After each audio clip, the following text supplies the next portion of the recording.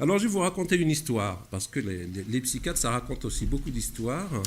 C'est un personnage qui est très connu sur les rives sud et orientales de la Méditerranée, qui s'appelle Nasreddin Hoxha. Au Maghreb, on l'appelle Jaha. On raconte qu'un jour, Jaha arrive au marché, il monte sur une estrade comme ça, comme moi ce matin, et puis il commence à héler les gens, à leur dire « Venez, bonnes gens, j'ai des choses à vous dire ». Il y a un attroupement qui se forme, et puis il leur pose la question « Est-ce que vous savez de quoi je vais vous parler ?» Les gens lui disent non, puis il les regarde, il leur dit « Vous êtes incroyable, vous avez du temps à perdre. Vous savez pas de quoi je vais vous parler, vous êtes là. Donc je refuse de parler à des gens comme vous. » Il descend de son estrade et il s'en va.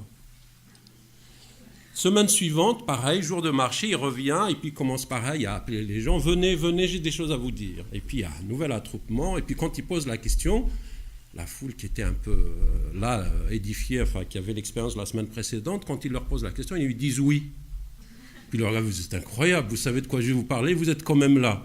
Moi je refuse de parler à des gens comme vous. » Il descend de son estrade et il s'en va. Et puis troisième semaine, il revient, pareil, même à neige, et quand il pose la question, la foule qui était malicieuse le regarde, et puis les gens qui étaient là à droite lui disent oui, et ceux qui étaient à gauche lui disent non. Il les regarde et puis il leur dit que ceux qui savent disent à ceux qui ne savent pas. Il descend de son estrade et il s'en va. C'est un couple qui a vécu pendant des dizaines d'années ensemble. Ils ont fêté leur noces de je ne sais pas quoi, ils ont vécu ensemble 70 ans. Et puis un jour, le monsieur décède. Et puis bien sûr, comme toute sa vie, il a fait que soigner des gens, que faire du bien. Il s'est retrouvé au paradis.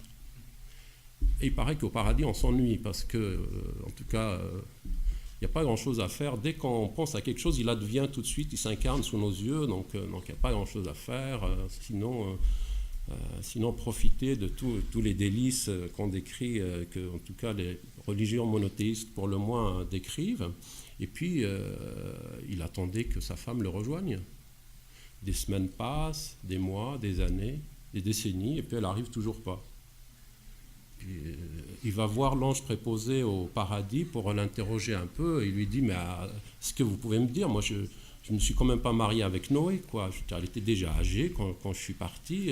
Quand est-ce qu'elle va arriver ?» L'autre, il paraît qu'au paradis, c'était équipé en informatique depuis plus longtemps que nous. Donc il regarde ses fichiers, il lui dit « Mais elle est morte depuis longtemps, elle est en enfer. » C'est pas possible, elle m'a caché des choses, c'est là ou quoi? C'est pas possible. Et là, c'était terrible parce que du coup, c'était la solitude pour l'éternité. Mais il lui dit « Mais vous ne pourriez pas faire quelque chose ?» Ah non, je ne peux strictement rien faire. Mais après, il a commencé quasiment à le harceler tous les jours, à aller le voir pour lui dire « Mais faites quelque chose, il faut qu'on se retrouve. » Il lui dit « Écoutez, la seule chose que je peux faire, c'est de vous donner une permission de 48 heures. » Pour aller la voir. Très content, il prend son baluchon, il part, et il sonne à la porte de l'enfer. Et là, l'ange de l'enfer lui ouvre avec un sourire jusqu'aux oreilles. « Bienvenue, rentre, on m'a averti de ta visite, rentre. » Et puis il rentre, il reste ébahi à l'entrée de l'enfer parce qu'il est saisi par la musique, par les senteurs, par le bruit, les lumières et tout ça. Et puis tout de suite, il repère sa femme dans un groupe qui dansait comme une folle. Elle le voit aussi, et puis ils tombent dans les bras l'un de l'autre, ils sont très contents et tout ça. Il passe 48 heures de folie. Puis à un moment, il lui dit « Mais tu sais, il faut que je respecte ma permission parce que sinon, j'ai aucune chance d'en avoir une autre, donc il faut que je rentre. Mais dès que je serai rentré, je vais en demander une deuxième. » Donc il revient au paradis et là à nouveau il est repris par la monotonie, par le truc et puis il retourne voir l'ange du paradis. « Tu peux pas me donner une autre permission ?»« Ah non, c'est hors de question, j'ai fait une exception, je recommencerai pas. » Puis pareil, tu vas le voir sans arrêt.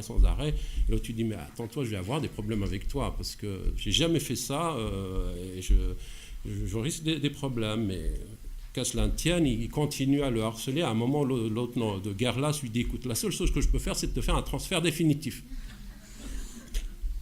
Imaginez, il était ravi, il s'est dit « Mais c'est comme ça, c'est génial, on va se retrouver. » Donc il prend ses bagages, il va, il sonne à la porte de l'enfer, et là, l'ange de l'enfer lui ouvre, et c'était plus le même. Il avait visage fermé, comme « Ah, te voilà, enfin, rentre !» Et là, il reste pétrifié à l'entrée de l'enfer, et là, c'est l'enfer le vrai. Et puis il voit la chaleur, il voit de la fumée, il entend des gémissements, des cris, il voit des chairs qui fondent comme ça sous les flammes, et il reste complètement pétrifié.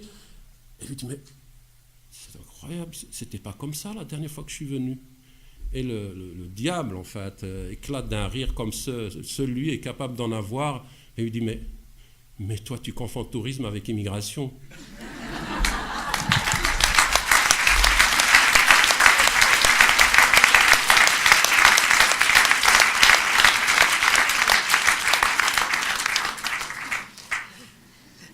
Merci beaucoup pour ces histoires édifiantes et tous les sujets de réflexion.